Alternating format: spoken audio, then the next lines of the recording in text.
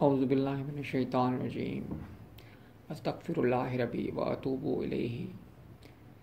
السلام علیکم ورحمۃ اللہ وبرکاتہ۔ یہ خطبہ مسلم امہ پاکستان قوم کے لیے، اس کی انسپریشن مجھے قرآن پاک سے ملی ہے، جس میں اللہ پاک دو باتیں فرماتے ہیں قرآن پاک میں۔ ایک یہ کہ نہ صرف آپ سیدھے راستے پہ چلو بلکہ دوسروں کو بھی سیدھے راستے پہ آنے کی دعوت دو، اور دوسری بات کہتے ہیں اللہ پاک کہ میں جب چاہتا ہوں اور جسے چاہتا ہوں راہ حق کی ہدایت پہ لگا دیتا ہوں، یہ ہدایت دے دیتا ہوں۔ تو شاید اللہ پاک میری اس عاجزانہ کوشش کے ذریعے سے ایسے لوگوں کو جو سیدھے راستے سے بھٹک گئے ہیں ہدایت دے دے۔ اب میں قرآن پاک پر ایمان کے حوالے سے ایک تاریخی واقعہ بیان کروں گا جو کہ نہایت ہی ایمان افروز ہے۔ ایک فرانسیسی اکیڈمی ایوارڈ یافتہ ڈاکٹر جو مورس بوکیل، جن کا زندگی کا دورانیہ 1920 سے لے کے 1998 تک ہے، جو کہ غیر مسلم تھے، اور جب ان کو معلوم ہوا کہ فرعون کے جسم، مردہ جسم کو محفوظ کرنے کے بارے میں قرآن پاک میں تقریباً 1400 سال پہلے بتایا ہے، تو وہ بڑے متاثر ہوئے، اور انہوں نے پھر 50 سال کی عمر میں عربی زبان کو سیکھا اور پھر قرآن پاک کا مطالعہ کیا، اور اس کے بعد انہوں نے ایک کتاب لکھی جس کا نام سائنس، بائبل اور قرآن ہے۔ اس کتاب میں انہوں نے کہا، کسی بھی طرح کے دباؤ کے بغیر انہوں نے یہ کہا کہ قرآن میں کوئی ایسی بات نہیں جو کہ سائنس کے مخالف ہو، لیکن بائبل کے حوالے سے وہ ایسا کہنے سے قاصر ہیں۔ اس طرح انہوں نے یہ ثابت کیا کہ قرآن پاک سچ ہے، حق ہے، اس کے سوا کچھ نہیں۔ یہاں سوال یہ پیدا ہوتا ہے کہ ایک کافر شخص کو کیسے اللہ پاک نے ہدایت دی اور اس نے یہ ثابت کیا اور کہ قرآن پاک سچ ہے، اور آخرکار انہوں نے ڈاکٹر ذاکر نائک کے مطابق انہوں نے پرائیویٹلی دین اسلام قبول کیا۔ تو ہم مورس بوکیل کی زندگی کا جائزہ لیتے ہیں کہ وہ ایک سچے انسان تھے اور حق کی تلاش میں تھے اور پاک باز تھے، پاکیزہ تھے، یعنی گناہوں سے بچنے والے تھے۔ تو یہی دو شرطیں ہیں جو قرآن پاک فرماتا ہے کہ میں جو بھی قرآن پاک کو پڑھے گا اس کو، وہ اگر سچا ہے اور پاکیزہ ہے تو اس کو اللہ پاک ہدایت دے دیتے ہیں۔ تو جو ہے اب میں اس تاریخی واقعے کے بعد سورہ آل عمران کی آیت نمبر 185 کی طرف آپ کی توجہ مبذول کرانا چاہوں گا، کہ جس میں اللہ پاک فرماتے ہیں کہ یہ دنیاوی زندگی دھوکے کا سامان ہے۔ اس سے میں یہ سمجھتا ہوں کہ اللہ پاک ہمیں اس دنیا میں مختلف سچویشن، حالات و واقعات میں ڈال کر چیک کرتے ہیں، آزماتے رہتے ہیں کہ ہم ان میں جانے کے باوجود صراط مستقیم اور اعلیٰ اخلاقیات پر عمل پیرا رہتے ہیں یا راہ راست سے ہٹ جاتے ہیں۔ تو جن لوگوں کا ایمان قرآن پاک پر ہے کہ قرآن پاک حق ہے، اس کے سوا کچھ نہیں، تو ایسے لوگ چاہے کیسے ہی حالات میں ڈال دیے جائیں،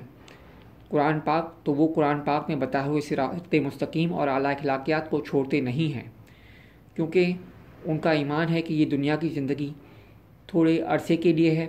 اور اس میں کیے ہوئے اچھے اعمال کا اجر ان کو جلدی یا دیر سے اس دنیا میں یا اس دنیاوی زندگی کے بعد والی زندگی جو کہ بہت لمبے عرصے کے لیے ہوگی اس میں ان کو ملے گا۔ تو ایسے لوگ اس دنیا کے سامان کے پیچھے نہیں بھاگیں گے، بلکہ وہ زیادہ سے زیادہ نیکیاں کمانے کی کوشش کریں گے اور کسی بھی قسم کی گناہ سے بچنے کی حتی الامکان کوشش کریں گے۔ قرآن شریف میں اللہ نے دوزخ کے بارے میں ہولناک مناظر بیان کیے ہیں۔ اس کے باوجود ایک غیر مسلم ڈاکٹر مورس بوکیل نے اپنی کتاب میں ڈکلیئر کیا کہ قرآن پاک حق ہے، پیغام خداوندی ہے، اس کے سوا کچھ نہیں۔ اب میں قرآن پاک میں ایک تاریخی واقعے کا ذکر کروں گا کہ حضرت نوح علیہ السلام کے بیٹے کنعان نے ان کی بات نہیں مانی اور حق کو ٹھکرایا، تو اس کا کیا حشر ہوا اور کس انجام تک وہ پہنچا، یہ ہمیں قرآن پاک سے واضح ہے۔ دوسری طرف ہمارے سامنے نبی محمد صلی اللہ علیہ وآلہ وسلم کی زندگی ہمارے سامنے ہے کہ جنہوں نے بے تحاشا تکلیفات اور مشکلات برداشت کی حق کے پیغام کو پھیلانے کے لیے لوگوں تک، اور اس کی حق کی سربلندی کے لیے بے تحاشا کوششیں کی اور حق پر عمل پیرا ہوئے بھی۔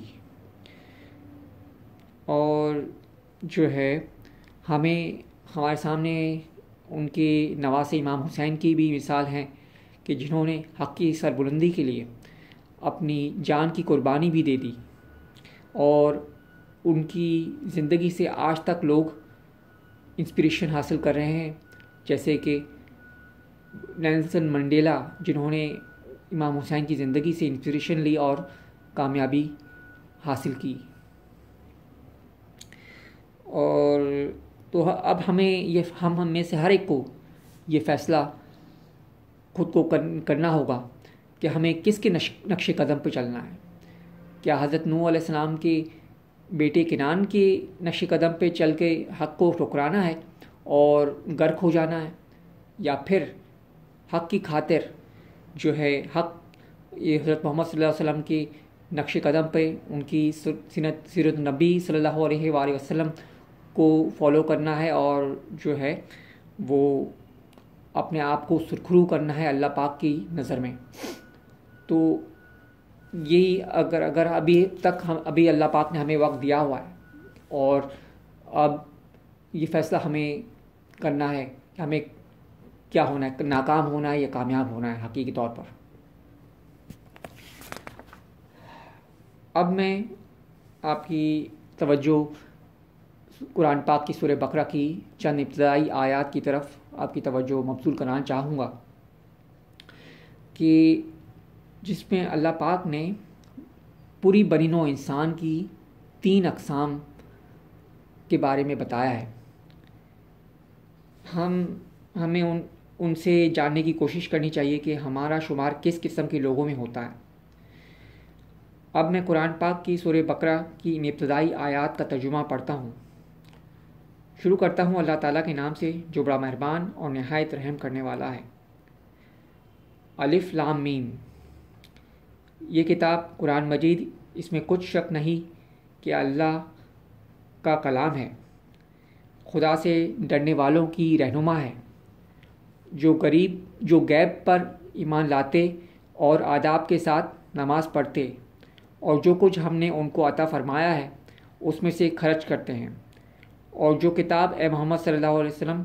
تم پر نازل ہوئی اور جو کتابیں تم سے پہلے پیغمبروں پر نازل ہوئیں سب پر ایمان لاتے اور آخرت کا یقین رکھتے ہیں، یہی لوگ اپنے پروردگار کی طرف سے ہدایت پر ہیں اور یہی نجات پانے والے ہیں۔ جو لوگ کافر ہیں انہیں تم نصیحت کرو یا نہ کرو ان کے لیے برابر ہے، وہ ایمان نہیں لانے کے۔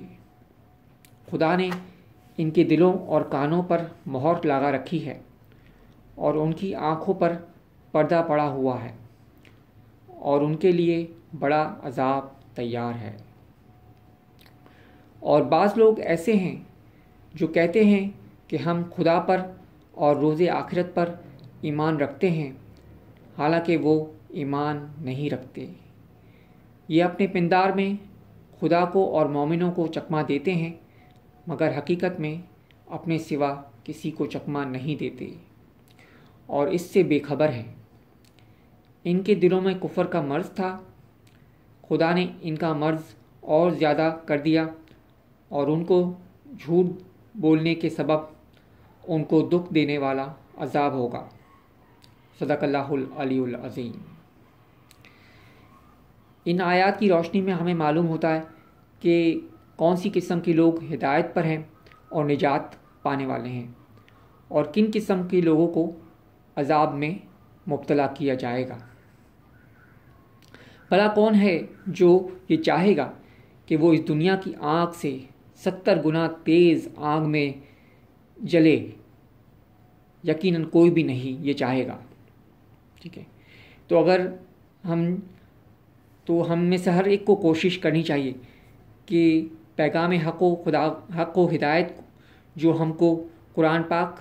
اور سیرت نبی محمد صلی اللہ علیہ وآلہ وسلم کے ذریعے ہمیں بتائی گئی ہیں، ان پر عمل پیرا ہونے میں ہی ہماری بھلائی و عافیت و نجات ہے۔ آخر میں یہی کہوں گا کہ مرضی صرف اللہ کی، حکم صرف اللہ پاک کا، اس کو مان لینے میں ہی ہماری نجات ہے، جس کے ہم سب